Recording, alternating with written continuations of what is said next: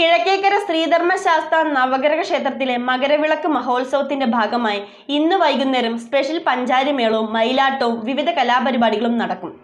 ജനുവരി 12 മുതൽ 14 വരെ മകരവിളക്ക് മഹോത്സവം വിവിധ പരിപാടികളോടെയാണ് സംഘടിപ്പിച്ചിരിക്കുന്നത്.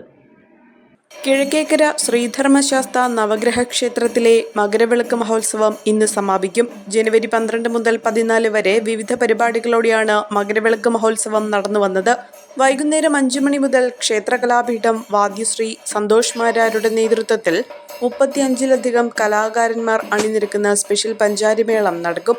പരിപാടികളുടെ ഭാഗമായി മയിലാട്ടവും അവതരിപ്പിക്കുന്നുണ്ട്. രാത്രി 8 മണി മുതൽ തിരുവനന്തപുരം കലാക്ഷേത്ര അവതരിപ്പിക്കുന്ന നൃത്തനാടകം ബലരാമൻ അരങ്ങേറും.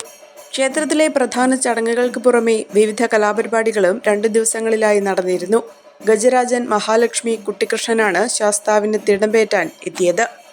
925 ഇറ്റാലിയൻ സിൽവർ ഓർണമെന്റ്സിന്റെ അതിവിപുലമായ ശേഖരമാണ് തോട്ടത്തിൽ സിൽവർ കളക്ഷൻസ് നിങ്ങൾക്കായി ഒരുക്കിയിരിക്കുന്നത്. എമറാൾഡ്, റൂബി, സഫൈർ തുടങ്ങി എല്ലാ ബർത്ത് സ്റ്റോണുകളും ഇവിടെ ലഭ്യമാണ്. തോട്ടത്തിൽ സിൽവർ കളക്ഷൻസ്, തോട്ടത്തിൽ arcade, opposite Sayana hotel, TB junction, Muvattupuzha.